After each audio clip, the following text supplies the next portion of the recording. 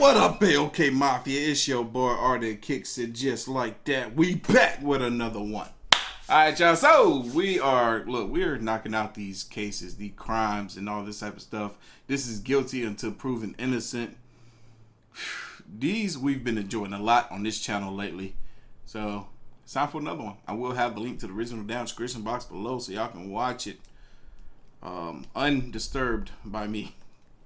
But anyway, we're about to get into this video. Y'all boys and girls ready? I'm ready. Let's go! With respect to interrogation analysis, it's no secret the benefit of hindsight gives you a considerable advantage when evaluating information. When you know a subject is guilty, it allows you to exclusively look for guilty behavior. The knowledge of outcome highlights the imperatives while stripping away non-essentials, and this allows you to calculate certain things that would otherwise be overlooked by cause of your own doubt. Hindsight is 20/20. Everyone is well aware of this aphorism, and what's fascinating is that it not only applies, but is far more compatible to the innocent than it is to the guilty. The reason for this is because the information you have to scrutinize is reduced when dealing with innocent subjects. When you remove the versatile factors of misdirection and trickery, you're left with relatively straightforward behavior in comparison. Of course, the argument that everyone is different and can react in a different manner has merit. Human beings are unique, and there will always be exceptions to every rule, especially when you take into consideration that trauma can cause atypical behavior. Yet, atypical behavior and guilty behavior are generally distinguished from each other with relative ease. And that brings us to example number 1. 37-year-old Michael Dixon, described by his peers as popular, friendly, but also unassuming and reserved. A self-professed introvert who turned down a job as a trade show presenter due to his fear of public speaking, and kept his position as a trade show assembler instead. On August 15th, 2003, in Hamilton, Ontario, police were called to report a man breaking into a jewelry store. 2 officers responded and chased the perpetrator from the store down an alley before momentarily losing sight of them. At the same time, Michael Dixon was getting off a bus nearby coming home from work. He was the first person the police saw. Hey, they had a skateboard shop right there too. Nice. That's where they would have caught me hanging out. When coming out of the alley, and was then arrested at gunpoint. Dixon voiced his innocence, but didn't resist arrest, and stated he would help in any way he could. He was taken to the Hamilton police station and questioned 2 hours after his arrest.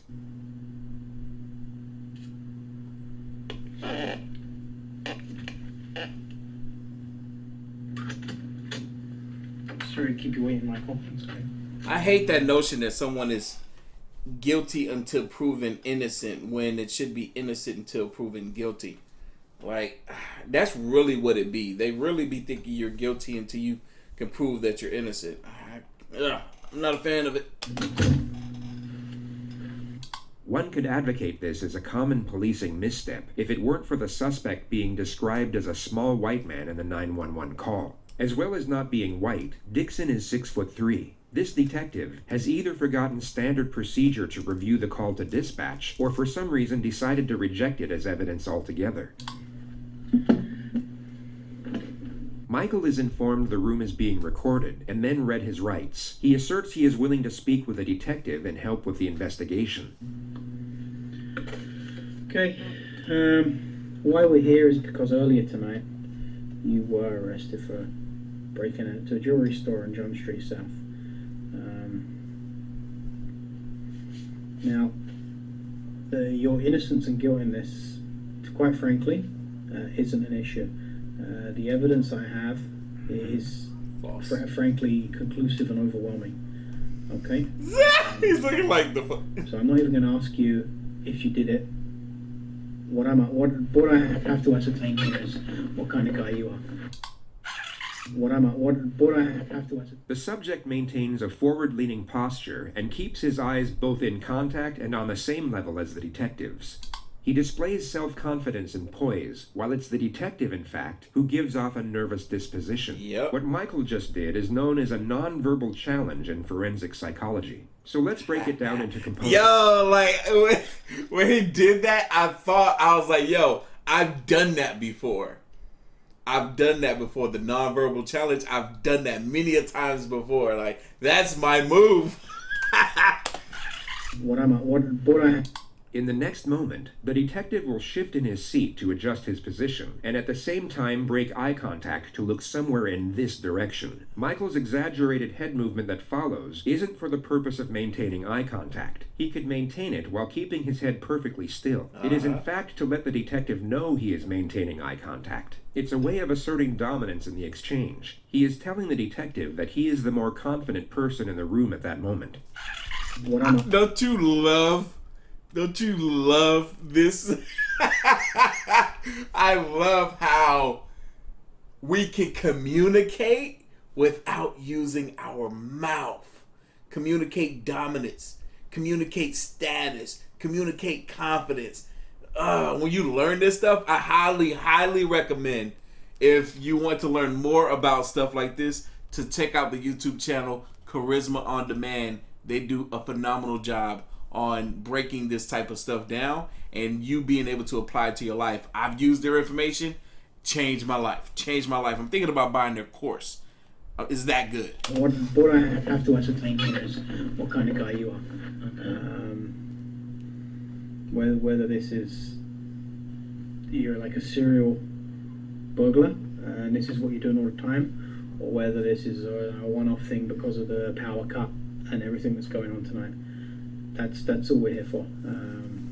Okay, I understand your position. Like I say here, I didn't do it, and you've heard that a million times, I'm sure, in your career. But it's just, ask me questions. That's all I can do is answer them, I guess.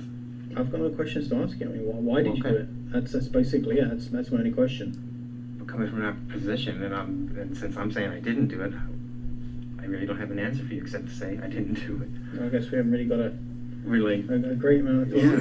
That seriously, like, you gotta ask somebody why did they do something that they didn't do. Is like, you can't give an answer. You can't give an answer to that. Now I learned something from watching this. If I'm ever put in a position like this, I would request that the investigator pull up the report and read on and tell me what it described. What does it describe the person being and looking like that committed this crime, if there is a description of the person? Because as we heard in the beginning of this, it's a short white man that did it. He's a tall black man. It's like I said, whether you did it or not isn't up for the discussion. What? Okay, well. It's really not. You've no doubt come to notice how incredibly tolerant Michael is over the unjustness of the situation. Exactly. It's the most unusual thing about his behavior, and perhaps what makes him an anomaly with respect to innocent subjects. So before moving on to the second phase of this interrogation, we'll show you a more common response from an innocent subject facing similar charges. Yes, please do. This is fascinating. Very, very fascinating. Because he is being very, very, like, calm in this situation. I can't say that I would do the same. Maybe I would, but maybe I wouldn't. I think I might be too caught up in the idea that I can potentially be prosecuted for something that I didn't do. This is 26-year-old Justin, falsely accused of breaking and entering, first-degree theft, and assault. He was arrested at his home and only read his rights to silence on the way to the police station. The footage will begin before the subject knows what exactly he is being charged with. In his mind, he knows he has done nothing wrong, and at this point is unaware he is about to be wrongfully imprisoned for just over 2 years. What? Oh, heck no. You gonna come to my home and try to arrest me and put me in jail in prison for 2 years for some crap I didn't do? Ooh! I hope and pray that that never happens to any of you guys watching. Anybody you know. Or me. Oh, I'll be mad. Oh, I'm big mad. I need you guys to fight for me. Get me out of prison. I didn't do it. I just make YouTube videos. Alright, Justin. Get that phone. You know what I read you earlier? The 19th of February. I wasn't 2 there. days ago, so it'll be Tuesday. I was at home. Alright. About 5, 6 in the morning. Chilling. Where were you at then? In my crib. Mother's house. You call her and ask her. I was downstairs asleep. Did you know you were asleep at that time? Yeah. He doesn't see the interrogators as a threat, but more of an inconvenience. His responses are short and concise. I thought the exact same thing. He does not seek approval. He only responds to a question or states a point. I mean, did she see you sleeping at that time? Yeah, I don't never leave. If I ain't doing nothing, I stay at my mother's house. So I'm not working, I'm at home. Mm-hmm. You didn't go to labor ready that day or nothing looking for a job, yeah. Okay. That morning, house got broken into. Okay. The detective's strategy is to reveal the charges in a periodic manner. Getting a confession to one charge at a time is far easier than gaining admission to all of them at once. The plan is to reveal the break-in and robbery charge first, then reveal the assault at a later stage. The detective goes on to explain that the accuser named Candy said she saw him loitering around her house in the evening hours of the night, and a short time later witnessed him break in and steal a multitude of valuable items. The detective then explains that she picked him out of a 12-picture lineup of suspects. She says you broke in this apartment. Okay, well tell me why... Justin is now aware of the burglary charge, which holds a possible 20-year prison sentence due to previous convictions. He will now begin to forcefully assert his innocence, and each time he does so, will bring forward his posture and strengthen his vocal emphasis while making the assertion. Yep. Alright, so I mean, she's saying that I was there before? Is that what she's saying? She's saying she's seen my face before the break-in happened? Yeah. I didn't break in her house. I don't know who she is. I don't know what you're talking about. I don't know no girl named Candy. None of that shit, man. Why is she saying that you're... I don't know why she's saying she's... I don't know why. I don't know. What were you doing there? I was not there. I don't know this girl Candy. The only Candy that I even heard of is this guy I know named Tim Stahl dates her. The person he just mentioned was the accuser's ex-boyfriend. Okay. That's it. How do you know Tim Stahl? I grew up with the dude, man. The accuser's testimony was later picked apart in court. She was caught lying on the stand multiple times, and Justin was exonerated. He was proven innocent not just beyond all reasonable doubt, but essentially beyond all doubt. The last thing I heard about them two, she had him arrested for domestic violence. That's all I know about this girl Candy. I ain't never went in that girl's house, none of that shit. I didn't do that shit. As God is my fucking witness, I did not do it. I used to be a piece of shit. When I got out of fucking penitentiary, I told myself I wasn't going back. I ain't done nothing but work my fucking ass off the entire time I've been out. Can you prove, other than you saying you're not, is it that morning? What can you tell, how can you prove to me that you were at home? All you gotta do is call and ask my mother. So you're telling me you didn't step foot out of the house? Not one foot. Tuesday? Not one. The detective then goes on to reveal Justin is accused of assaulting the supposed victim during the robbery. You take a vanity mirror and you hit her over the head with it and you guys fight. She got injuries. No, man. Hell no, man. Get her goddamn boyfriend Tim Stone in here and question him about her goddamn injuries. Get that straight right there. This sounds like it's a goddamn thing that fucking her boyfriend Tim Stone done fucking done something to her, and now they're trying to put it on me. I know that's what the fuck this is. And look, that's why we're talking to you, okay? No, this is bullshit, man, because I've tried everything in my fucking power to stay the fuck out of this goddamn fucking penitentiary shit. I did not do that shit, man. Okay. That's what we're talking to. We're here to investigate this, okay? That's why we're asking all these questions. Poor guy. See, look, that's part of the reason why, because I'm like, if she was able to pick him out of a lineup, then that means that he had been, he had a past. He had a criminal past. It sucks because it seems like he's genuinely been trying to turn his life around. And this right here just is a big bump in the road. A 2-year prison sentence bump in the road. I'm sorry for freaking out, man, but I didn't fucking do this shit, man. I'm fucking shaking. I did not fucking do this, man. Justin had already served 3 years in prison for a robbery in his early 20s. He more than likely knew the reassuring tone of the investigator wasn't a good sign. Exactly. Although slightly more animated than the average person, this form of aggression is a commonplace response from the innocent being directly accused. He comes off aggressive, but in a defensive manner. He is not being hostile, but highly combative when professing his innocence. His conduct is totally justified considering the circumstance. Exactly. When facing a considerable amount of time in prison for something you didn't do, this level of anger is warranted. So that's what I'm saying. I might have responded more like that than like this guy. And compared to the forgiving composure of Michael Dixon, the extraordinary nature of his behavior becomes even more pronounced. I really don't have an answer for you except to say I didn't do it. I guess we haven't really got a great amount of talking about. Yeah, it's like I said, whether you did it or not isn't up for the discussion. Okay, well. It's really not. There's a number of witnesses. Great. One of whom had a video camera. Perfect. Yeah. Okay then. Well, that's relieving. That's relieving, to be quite honest. Yeah. So view the video camera. I have. Okay. That's why you also... Lying ass. I would be so irritated at this point. I'm like, there's no way you viewed the video camera and saw me on there. Bring me that footage. I'm not talking no more. Y'all sound stupid. Guilt isn't an issue here. That doesn't even make sense to me. Because if I'm on the video camera, that doesn't make sense. You have a video camera that shows me? Yeah. That doesn't make sense. It makes perfect sense to me.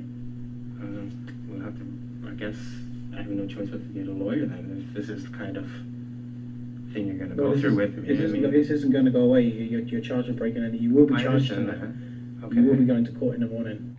Perhaps the most upsetting moment, considering the fact that we know this man is innocent. You can see the fear emerge in his eyes as he realizes he won't be going home after this interview. Charged with breaking in with intent. Okay, that's what's going to happen right now. We're now given an insight into Michael's introverted personality. He is noticeably afraid of what lies ahead, yet reacts to the situation with reasoning and intuitiveness. Rather than explode into emotion like the more extroverted personality, he instead processes the moment and then responds to it from an analytical position. Can I ask you something? Okay, are you just making this up that you have a video camera so you see how I react? Because it goes that if you're saying, okay, hear me out for a second, please. If I am guilty, as you believe, because you had me on video camera, then okay, we'll go through the procedure. But I'm saying, I'm trying to call your bluff here because since I know I didn't do it, there's no way I can be on the video camera. Exactly. Well, like I say, it's not a game of poker. Okay, well, I've got nothing to I'm not gain trying to from give you a that. hard time, right? You know what? I've got nothing to gain from that either way. Which is why I'm not Swoo! See, this is why I don't F with the police, man. I don't F with the police, man. I don't care what nobody say. They treat you as if you are innocent until you're guilty until proven innocent. I had a buddy years ago that was working on becoming an officer. He was telling me so much. He was like, as cops, we're pretty much always on edge. When you got that uniform on, when you got that badge on, you view everyone as guilty. All the civilians, everybody's guilty. This is what he was telling me. He's like, that's how all these cops that I work with, he's like, all the ones that I've seen and dealt with, they view everyone as guilty. And it's until your innocence is proven. Your innocence is proven. And that's what you're seeing here. I would hate to be in this situation. Absolutely hate to be in this situation.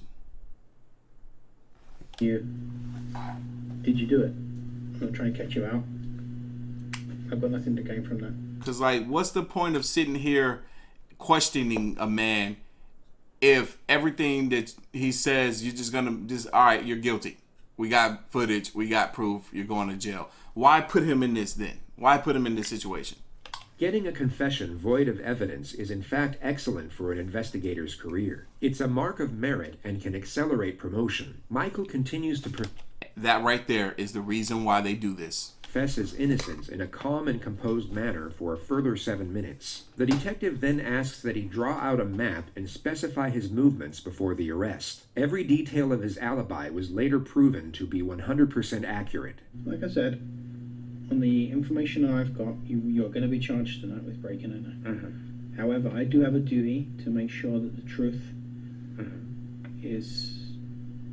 basically the truth is paramount, and the true version of events is paramount, and I have a duty to investigate all of this, and I will investigate. I assure you, I'll investigate this story thoroughly, and hopefully, I'll be able to find something here, which will either prove or disprove, what we've discussed tonight.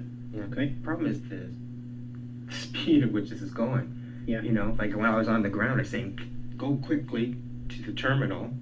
I have like 6 or so guys around me, like talk to the bus driver, right. I can't comment on things that okay, happen, I know, unfortunately. But now I'm left hanging, right? Now I'm looking at this. I mean, this is basically on the evidence I've got, this is the only course of events that can take place right now. But I will certainly make sure that this is looked into thoroughly. Okay, I can give you my word on that. That's my duty. That's what I have to do. Okay, I trust you will. I was just wondering, can I make a phone call? Because I'm supposed to be at work at 8 a.m. You're not going to be able to be at work, okay? Yeah, I know I'm not going to be able to, but I like to phone ahead. I can arrange that you get the phone call to let someone know that you're not going to be at a place, yeah. So I'm hanging out in that room till 10? Or No, whatever? we'll be taking you downstairs Okay. to a larger custody facility, which you have downstairs. Well, it's not the most pleasant place in the world, but it's only for a few hours. Okay. Okay. From court tomorrow, what happens there? I don't know. Okay. Well, And I kind will of freaked out. look into all of this. I trust you will. Yeah. You know. I trust you will. I'll make sure we got the whole picture. Okay. Okay. Well, thank you. I guess. Okay. You're not in an enviable position, I understand the process. I'm not satisfied with it. That's what I'm saying. I don't expect that you're going to be happy with it. And I'm thinking, no disrespect to you, but I know someone sitting in this chair has probably lied to you a million times, right? So I'm Exactly. thinking, what can I do? I'm not convinced you. Very, very calm, very logical thinker. I feel like I'm learning something from this. Like, I feel like maybe I should be more this way if I'm ever put in this type of position. I try to give you the information. You've been very good with me, and I try and treat everybody as an individual. Okay. My main aim is 2 things: is that you get your rights that you're entitled to under the Constitution of Canada, and that you're treated decently, and that the truth comes out.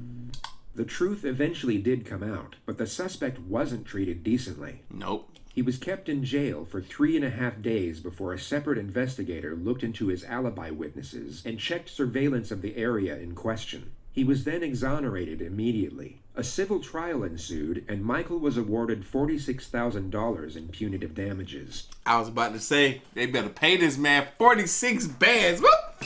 Whoop! Yeah. Hey, if it was me, I'd be like, all right, I went through that lame ordeal.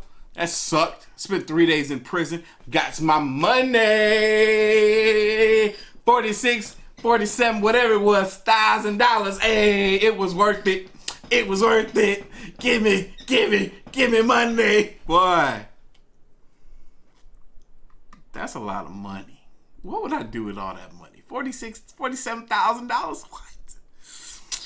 I don't even know. I can't even think of what I would do with it. The interrogating officer and 3 other investigators were all demoted and suspended without pay. He got their money.